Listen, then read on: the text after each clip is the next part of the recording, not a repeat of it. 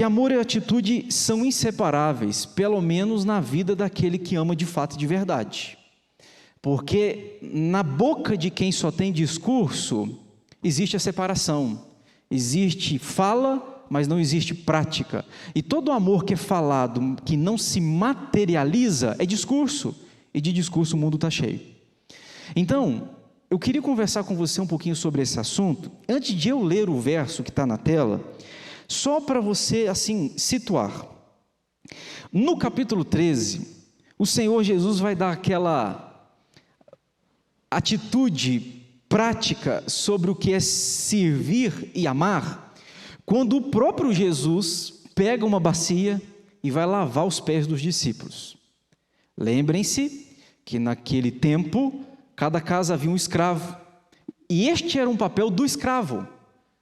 Para te lembrar ainda, as mesas não eram como as nossas mesas são altas e a gente senta com os pés abaixo dela.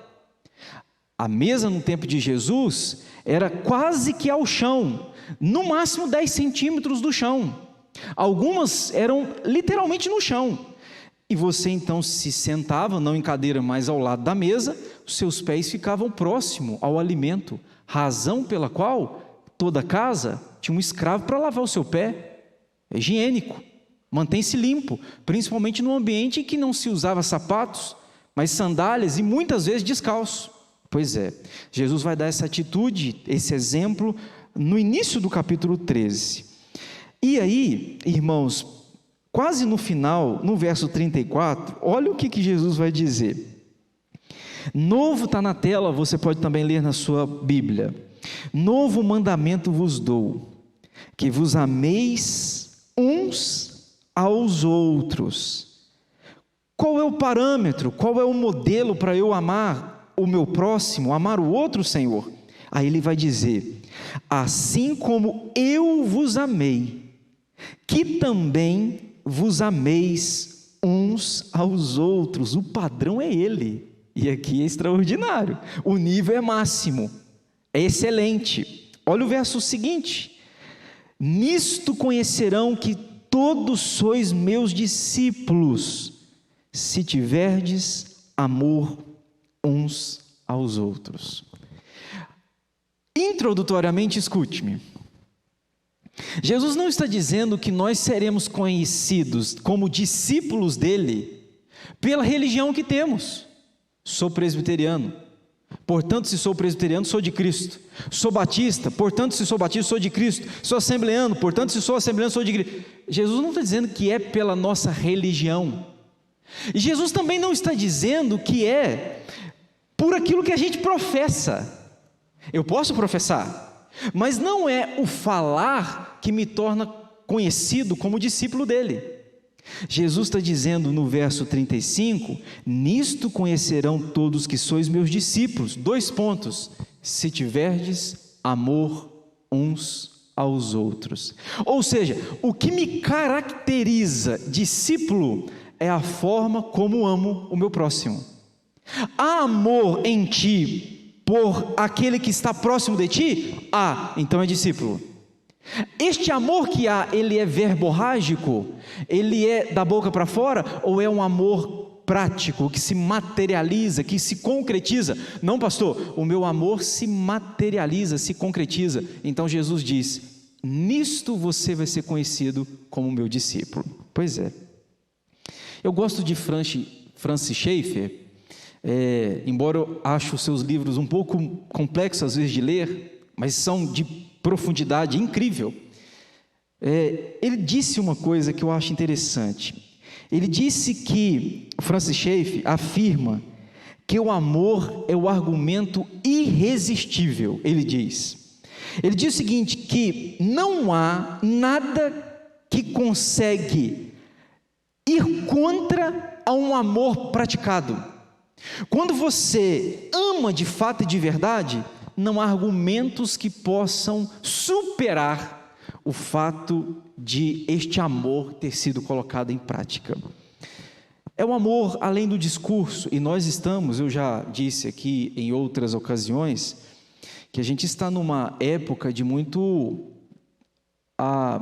verborragia, né? Isto é, fala-se muito sobre amor. Olha as novelas. Toda novela tem um casalzinho que ama um ao outro e tem um terceiro que quer amar e destruir aquele casalzinho, não é assim? Todo filme, via de regra, tem um episódio de amor nele. Você pega as canções que são cantadas aí, eu não digo canções chamadas de gospel não, eu estou dizendo canções seculares. Pega uma canção sertaneja, vai em algum momento falar desse assunto, falar de amor. Embora este assunto esteja na boca, esteja na música, esteja na telinha, esteja nas séries, a Bíblia diz que nos últimos dias, o que ia acontecer? O amor de quase todos se esfriaria. Aí eu tenho que perguntar a você, quantos são para você quase todos? Quantos são para você muitos? Se houvessem aqui 100 pessoas, se eu dissesse que de 50 dá 100, o amor esfriou, eu poderia dizer quase todos? Eu acho que não. Se houvesse 100 aqui, eu dissesse 95, o amor de 95 esfriou, aí eu acho que faz sentido eu dizer, o amor de quase todos esfriou. Então quando a Bíblia fala que nos últimos dias o amor de quase todos esfriaria, olha a porcentagem, nós não estamos falando de metade, nós estamos falando de mais de 80%, ou para mais, esfriaria. E por que o amor de quase todos esfriaria? Dentre tantas razões, eu poderia dizer a você que uma delas é porque a gente tem nos amado pouco ou errado. A Bíblia nos manda amar o próximo como amamos a nós. Se a forma como eu me amo é doente, eu vou te amar de modo doente também. Está conseguindo compreender? Se me amo de modo errado, o amor que vai ser refletido ao próximo também será de modo errado, porque a doença em mim, e se a doença em mim, vai se refletir em doença para ti. Pois é. Eu estava há alguns anos no gabinete pastoral, eu tinha um horário para atender no gabinete, e as pessoas marcavam para atender, para conversar comigo. Eu não esqueço de um dia uma pessoa me procurou e falou assim, pastor, ela contou o cenário da vida dela, e lá pelas tantas ela disse assim para mim, eu desisti de amar, ela disse, eu desisti de amar. Você entendeu a profundidade disso? Porque quem parou de amar, parou de viver. Quem chegou ao ponto de dizer que o amor não vale a pena, está entregando os pontos, não há razão para a existência mais. Se o amor que traz vida para a vida, eu não acredito mais nele, então eu perdi a razão para viver. Aí esta pessoa disse para mim assim, pastor, eu desisti de amar. Aí eu fiquei pensando no tipo de experiência que uma pessoa passa, que a leva a acreditar ou a desistir do amor. Porque a gente passa na nossa existência por experiências tão cruéis, que muitas vezes nos levam a acreditar que o problema é o amor. Aí eu lembro que eu perguntei a essa pessoa, seria o culpado o amor ou a forma como que você resolveu amar? O amor é o problema ou a forma como que você amou que é o problema? O culpado é o amor ou o culpado é a forma que esse amor foi manifestado? Perguntei à pessoa que estava no gabinete. Sabe, amados, porque às vezes a forma como achamos que amamos está equivocada. E porque amamos de forma errada, pastor, é possível amar de forma errada? Eu posso te lembrar de 1 Coríntios 13, o amor não arde em ciúmes, o amor não se ufana, não se ensoberbece. Lembra de 1 Coríntios 13? Existe uma forma equivocada que muitas pessoas dizem que ama, mas é egoísta, diz que ama, mas se ensoberbece, diz que ama, mas é cheia de ciúme, uma forma equivocada. E porque pessoas amam de forma equivocada, pessoas têm acreditado que o amor não é mais válido, quando o problema não é o amor, o problema é a forma com que amou. Pois é, eu não estou falando de paixão, viu, irmãos? Eu não estou falando de paixão. Eu gosto muito que alguém definiu paixão como uma sensação temporária, que o tempo se encarrega de levar. Paixão é isso, né? A gente, quando era adolescente, eu lembro que eu já fui adolescente, vocês também. Você lembra que adolescente se apaixona. A moça não pode ver um menininho bonito que fica apaixonado. E algumas acham que a vida dela se resume naquele personagem, naquela pessoa, e vice-versa. O homem olha para uma menininha, uma moça, ele fica encantado, ele diz: meu Deus, eu não consigo prosseguir minha existência sem estar ao lado dela. Paixão. E quantos de nós já nos apaixonamos? E quantos de nós nos apaixonamos e hoje isso passou? Por isso que alguém definiu isso, dizendo que paixão é uma sensação temporária que o tempo se encarrega de apagar. Paixão, eu não estou falando de paixão, eu estou falando de amor, eu estou falando de algo verdadeiro, algo que é essencial, algo que quando sentimos, você sabe o que é o amor. Amor não pode ser comprado, não dá para você chegar na farmácia, Kézia trabalha lá, eu quero 3 quilos de amor, eu quero um comprimido de amor, não tem jeito. Embora não pode ser comprado e não pode ser tocado, pode ser sentido. E você sabe bem quando você ama, e você sabe bem quando você é amado. É verdadeiro, é genuíno, e você sabe quando é. Pois é. Falando nisso, amados, eu separei 2 razões aqui para a gente conversar. À luz do que Jesus nos ensinou aqui. Primeiro, o que transforma a nossa existência em vida não é o que a gente faz fora, mas o que carregamos dentro de nós. Eu posso explicar, deixa eu tentar. O que transforma, você concorda comigo que existir não é o mesmo que viver, concorda comigo? Tem muita gente que existe, mas não vive. Existir é diferente de viver. É possível ter vida na existência, claro que é, e eu torço para que você tenha, mas há muitas pessoas que existem, mas não vivem. O existir é, eu respiro, eu pago as minhas contas, eu vou para o meu trabalho, mas não há vida na vida, sabe o que eu estou dizendo? Não há prazer em existir, não há prazer na existência, não há vida na pessoa, embora anda, embora fala, embora compra, embora paga, embora trabalha, essa pessoa está quase que um morto que mexe, um morto que executa, um morto que faz. Mas não é essa vida que Deus tem para mim e para você. A vida que Deus tem para mim não é apenas existência, mas é ter vida no existir. E isto é um privilégio que Deus dá a mim e a você, nós crentes. Aí eu estou defendendo essa tese de que o que transforma a nossa existência em vida não é o que a gente faz fora. Quantas pessoas são generosas? Quantas pessoas têm grana e tiram grana para abençoar? Quantas pessoas pegam o que tem e oferecem para o próximo? Quantas pessoas fazem isso, mas estão querendo tirar a própria vida? Porque o que traz vida para a gente não é o que a gente faz fora de nós. O que traz vida para a gente é o que mora aqui dentro. Se há amor verdadeiro dentro da gente, há vida. Mas se não existe amor verdadeiro dentro, tudo que eu faço fora não me traz vida. 1 Coríntios 13, Kenny, se você conseguir, joga para mim 1 Coríntios 13. Eu acho isso aqui interessante demais, porque esse texto de 1 Coríntios 13 vai falar uma coisa importante. Olha o que ele diz: ainda que eu fale a língua dos homens e dos anjos, se não tiver amor, olha o que a Bíblia vai dizer: serei, é o verbo ser. Eu sou enquanto amo. Se não amo, eu posso fazer todas as coisas mais incríveis do mundo. Se não houver amor, eu deixo de ser. Não há vida na existência. Olha o que está dizendo: serei como bronze que soa, ou como símbolo que retine. Eu estou sem o copo aqui, senão ia fazer para você um barulho. Aqui não está. A bateria faz, você vê. Seria como um símbolo que retine. O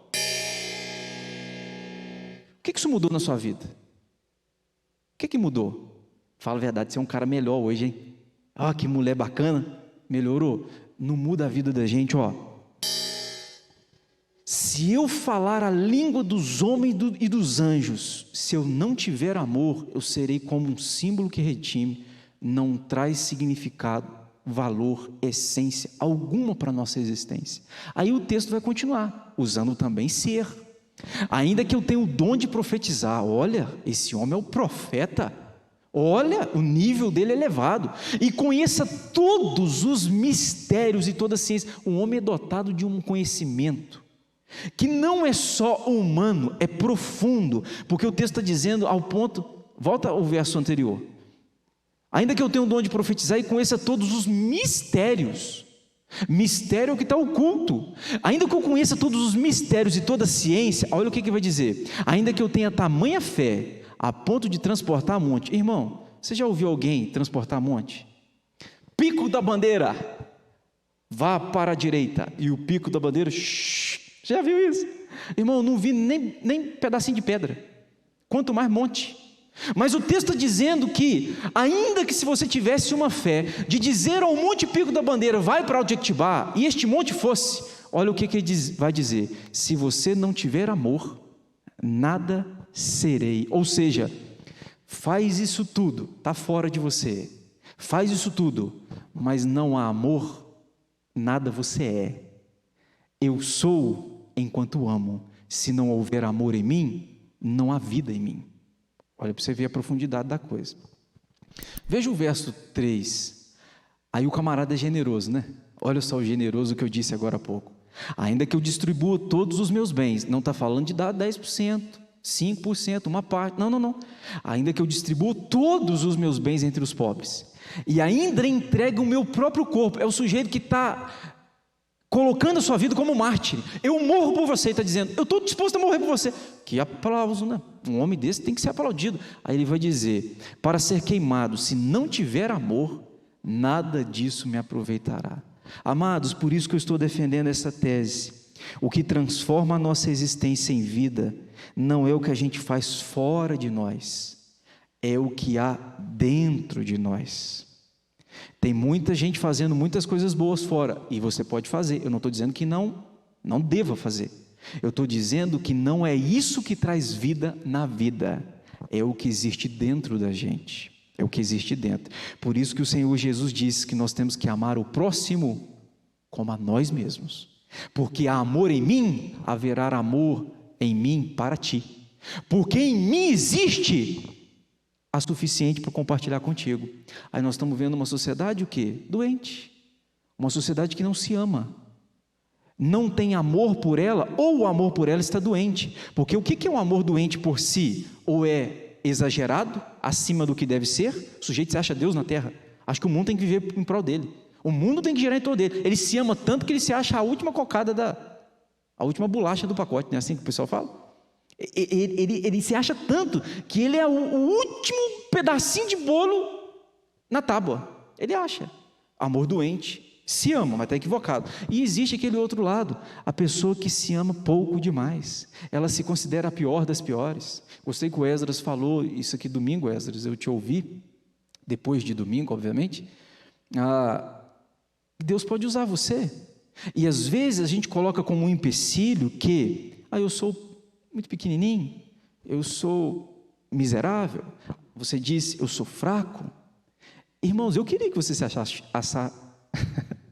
achasse fraco de verdade, eu queria que você se achasse assim, eu queria, porque a Bíblia diz que quando somos fracos, é aí que somos fortes. Na verdade, muitas vezes a gente se diz ser fraco, quando no fundo existe egoísmo encobrindo este discurso de que me acho fraco. Isso é um exame que temos que fazer no nosso próprio coração, com a graça de Deus. Agora, amor doente, ou o sujeito se ama demais, ou ele se ama de menos. Doente, eu preciso de me amar na medida correta, porque se o amor por mim for correto, o próximo a quem eu devo amar, também receberá um amor sadio, correto. Pois é. E sabe o que eu acho interessante, irmãos? Eu não sei se vocês sabem, mas a Coreia do Sul tem vivido um avivamento extraordinário, né? Por exemplo, alguns aqui de Alto Caparó visitaram a igreja coreana, e às 2h da manhã, a igreja tem 2.000, 3.000 pessoas em oração, às 2h da manhã. É claro que nós estamos falando de uma igreja de 70 mil membros, 80 mil membros, né? Se você pensa proporcionalmente, a porcentagem é até pequena, mas é um número expressivo.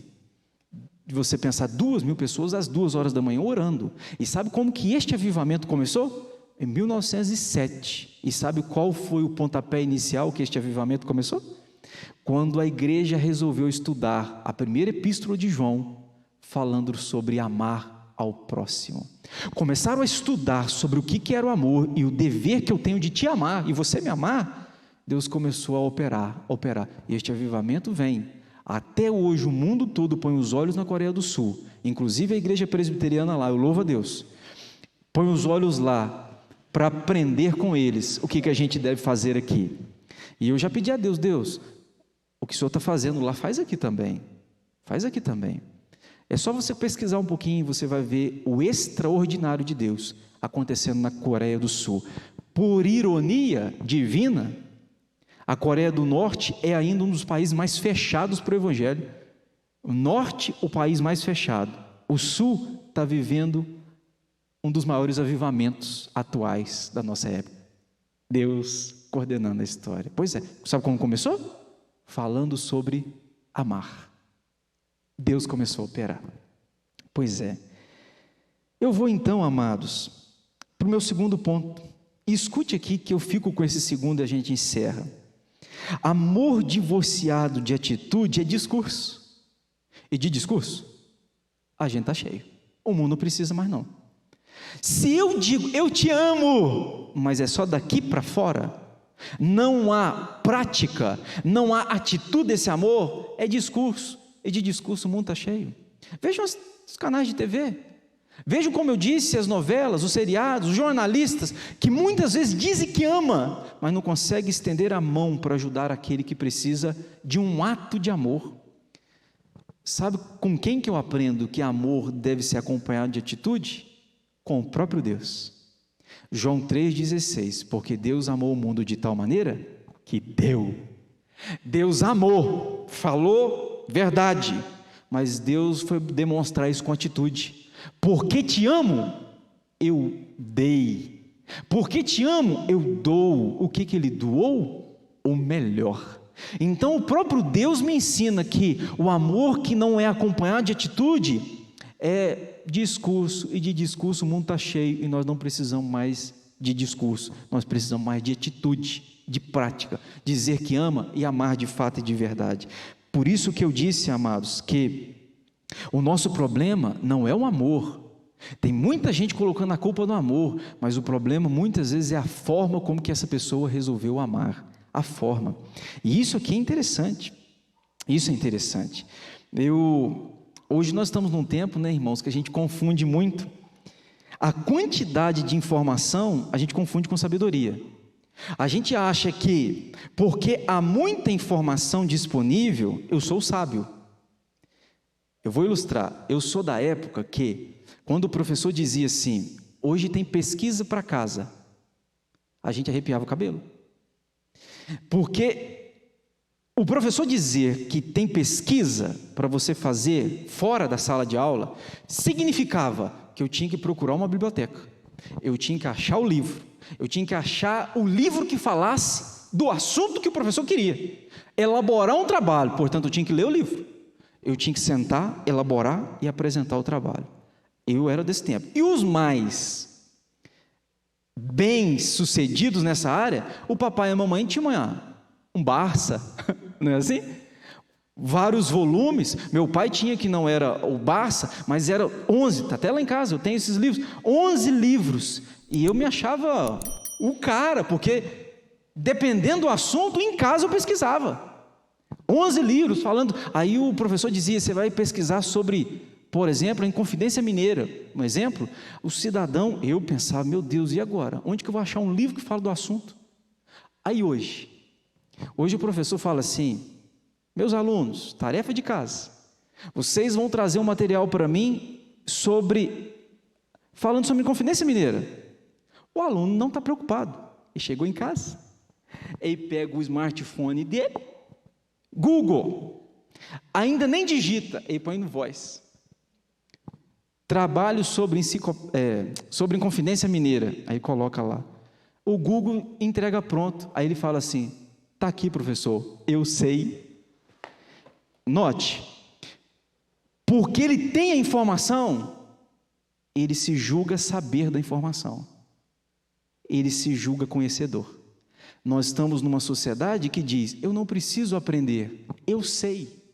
Não é porque sabe, é porque ela tem a informação disponível, ela acredita saber, porque a informação está disponível. Resultado? Uma sociedade ignorante. Embora a informação esteja fácil, como nunca antes na história, uma sociedade ignorante que não conhece a informação que está disponível. Cruel isso aqui. Aí nós estamos nesse mundo, amados, que é só pegar o Google e entregar ao professor e dizer, quando não dá Ctrl+C, Ctrl+V no trabalho, né? Ctrl+C, Ctrl+V, para quem não sabe, é copiar e colar. Você pega um arquivo, copia ele e cola, ele inteiramente como igual você pegou no trabalho. Nem muda uma palavra não, nem muda. No seminário nós tínhamos isso, você tinha que entregar um trabalho e no final do trabalho você tinha que escrever pistós. Pistós no grego é fiel, é como se você estivesse dizendo, eu fiz o trabalho e fui fiel. Aí você tinha que escrever pistós e assinar o nome. Aí o Espírito de Deus às vezes pegava você, entendeu?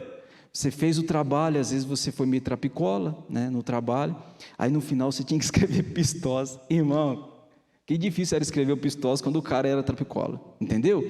Aí o que você tinha que fazer? Fazer de forma honesta, para no final chegar e poder escrever pistós, eu fui fiel. Mas hoje a gente está aí, há professores que, já existe sistema, né, que pega o seu trabalho e compara para achar se é um plágio ou não. Não existe a ferramenta. Por que existe a ferramenta? Porque tem muita gente que faz. Ctrl+C, Ctrl+V, copia e entrega. Aí eu digo o seguinte: não, professor, está aqui o trabalho, eu sei. Não, eu não sei, porque temos a informação, a gente se acha sábio. Se ele é sábio, ele acredita que não tem mais nada para aprender. Uma geração de ignorante. Não tem uma turma difícil de ensinar hoje do que a nossa geração.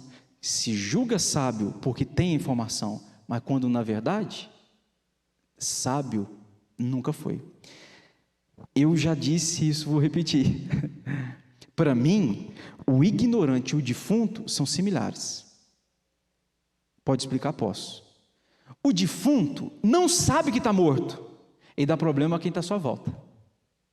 O defunto não sabe que está morto, mas quem está à sua volta, se não cuidar do defunto, não aguenta respirar. Da mesma forma, o ignorante, ele não sabe que é ignorante, e o que ele dá trabalho é para quem está à sua volta. Lida com o ignorante para você ver. Ele acha e se julga sabedor do que muito mais do que o mundo, mas tão ignorante é que não consegue enxergar a sua própria ignorância, e de tão ignorante se tornou, cego ficou. Ele dá problema, sabe para quem? Para quem está à sua volta. E difícil é lidar com gente ignorante, que se julga sabedor. Olha na internet, né? Você discursa dos mais... Você procura lá e você vai ver que para todo assunto gente tem conhecimento de tudo. Política. O sujeito na internet, ele é fera. Ele só não é fera na hora de votar. Na urna lá, ele erra, sabe? Na urna ele erra. Mas na internet ele discursa. Ele sabe o melhor prefeito, o melhor presidente, o melhor governo. Ele é fera. Mas na hora de votar ele não é tão fera, né? Se fôssemos o Brasil, talvez estaria num cenário muito melhor. Mas ele não é fera. Você olha de ciência. Eu vi um dia, rapaz, um médico postou um negócio, um médico. Veio uns leigos falando com o médico, você não sabe, médico. Meu Deus, o cara estuda lá 6, 8 anos, dependendo do caso, para fazer uma especialização ainda mais profunda, 10 anos, e vem um leigo que falou, médico, você está errado. Eu é que sei. Nunca estudei, mas eu é que sei. O ignorante é cego, porque ele não consegue ver a sua própria ignorância. Cruel. Aí, amor divorciado de atitude é discurso, e de discurso o mundo está cheio. Como é o amor de Jesus? Jesus disse, olha, as pessoas vão conhecer que vocês são meus discípulos pela forma como que vocês amam ao outro, ao próximo. Se há amor verdadeiro, as pessoas vão olhar e falar assim, este é meu discípulo. Então não é pela religião que eu professo. Eu sou crente, viu pessoal? Não, é a forma como que você ama que vai revelar o crente que você é. Eu amo com atitude. Então você é crente de verdade, diz Jesus, nesse verso que nós pegamos para usar em tela. E como que é o amor de Jesus? Diz a Bíblia que o amor de Jesus é perseverante, não é verdade? O amor de Jesus é perseverante, não é oscilante. O meu é diferente do de Jesus, porque eu amo algumas pessoas, mas às vezes eu tenho raiva dessas pessoas que eu digo amar, sabe? Um dia estou cheio de amor por elas, outro dia não estou, e você é assim também. Agora, Jesus me ensina que a forma como que eu devo amar é um amor perseverante. Você não faz o que gosto, mas eu continuo te amando. Já ensinei a vocês no passado aqui, eu posso amar pessoas que eu não gosto. O Evangelho me ensina a amar pessoas das quais não gosto delas. Eu não gosto de você, eu não gosto da sua postura, eu não gosto da sua atitude, mas em Cristo eu consigo te amar. Eu ilustrei contando para vocês um cenário que aconteceu comigo em Carangola. Eu chegando perto do sinal e cheguei no sinal, veio um motoqueiro. E às vezes tem gente que fica muito irritado no motoqueiro, no trânsito, né? Fica muito irritado. O motoqueiro chegou do lado do meu ouvido e falou umas palavrinhas lá que não vou repetir para você, mas elas não são bonitas e não são agradáveis. Falam para mim. Fala, irmão, quando eu baixei o vidro, vem você também, um desejo aqui dentro assim, ó. Vem, só em mim. Acho que é um espírito maligno. Vem um desejo aqui de você. Ele falou palavras. O que você quer falar? Palavras que sejam piores daquelas que você escutou, né? E falou, irmão, vê aqui, ó. Mas ao mesmo tempo veio um outro lado pensando assim na minha vida. Se eu não consigo amar pessoas que eu não gosto, não é o evangelho que eu vivo. Eu baixei o vidro e o rapaz falando aquelas palavras, eu olhei para ele. Olhei. Ele falou, aí quando ele terminou, eu falei assim, Jesus te abençoe. E subiu o vidro. Eu queria que isso tivesse sido filmado para você ver a cara do rapaz. Porque o que ele esperava era um troco igual. Eu não estou dizendo que eu sou bom e eu faço isso sempre, não. Eu já fiz o contrário também. Dei o troco e tentei dar o troco pior. Já fiz muitas vezes. O que eu estou dizendo é que no Evangelho eu consigo amar pessoas que eu consigo não gostar. Eu não gosto de você, mas em Cristo eu te amo. O Evangelho me ensina isso.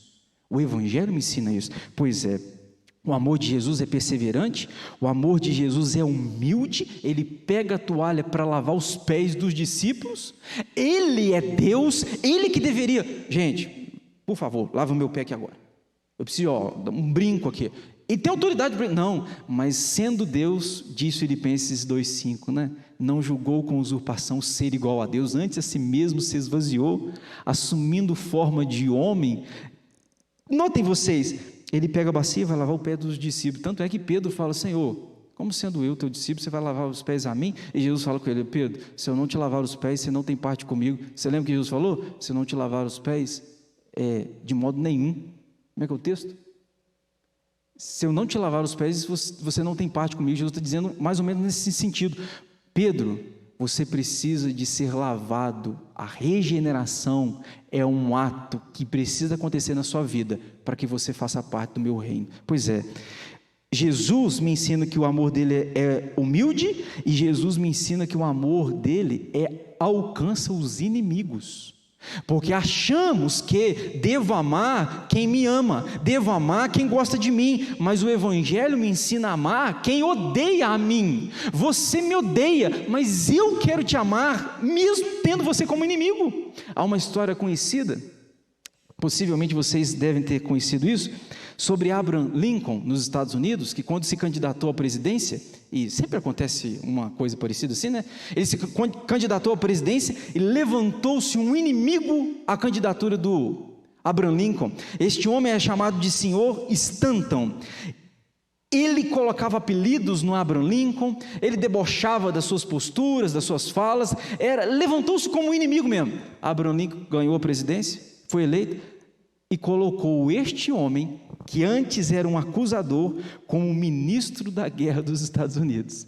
E a resposta, quando perguntaram a ele, por qual razão você deu para esse que tanto guerreava contra você na sua campanha? Ele diz assim, a melhor maneira de vencer um inimigo é fazendo dele um amigo.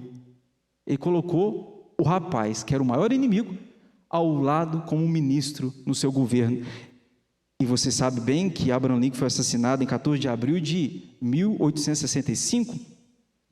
E diz aí os historiadores que Stanton chorou amargamente no seu funeral, e ele disse que nunca conheceu na face da terra um homem que tinha vivido o amor tanto quanto Abraham Lincoln viveu.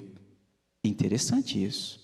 O Evangelho me ensina a não amar quem apenas gosta de mim, eu posso amá-lo, mas o valor mesmo de vida cristã é quando eu amo uma pessoa e esta pessoa é minha inimiga, é inimigo meu, mas eu não retribuo conforme ela me dá.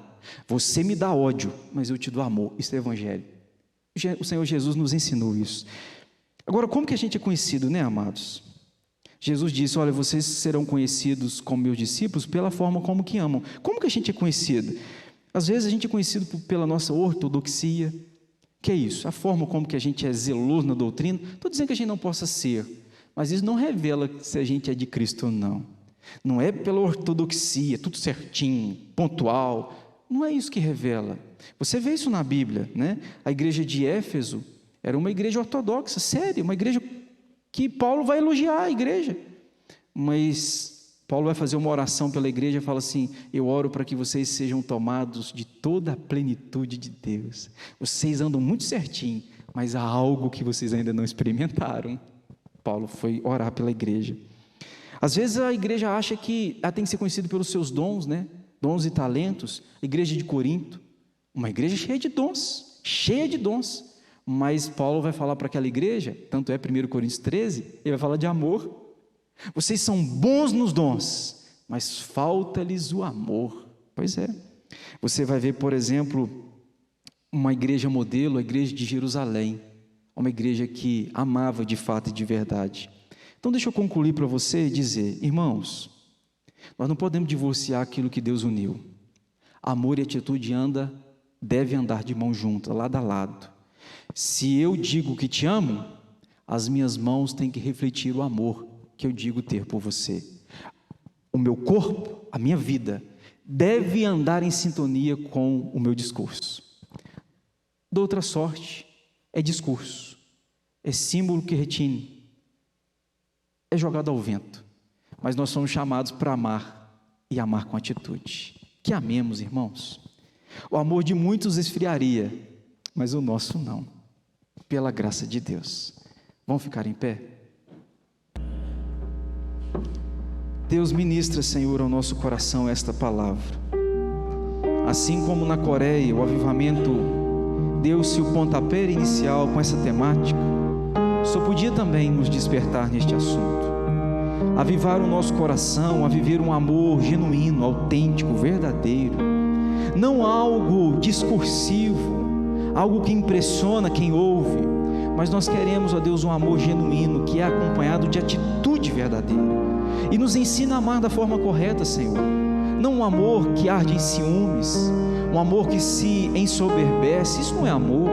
Nós queremos aquele amor que esteja disposto a doar, a dar, e dar o melhor que temos em prol do benefício do outro. O Senhor Jesus nos ensinou isso. Senhor, transforme a igreja presbiteriana Serramonte numa igreja que ama, e ama com atitude. Que isso se intensifique na nossa vida, para a glória do Teu nome. E agora, irmãos, vão em paz. Que a graça de Jesus, o amor de Deus, a comunhão e a consolação do Espírito Santo seja sobre a sua vida, e sobre a sua vida permaneça hoje e para sempre. Amém e amém. Deus te abençoe, amado. Vá em paz.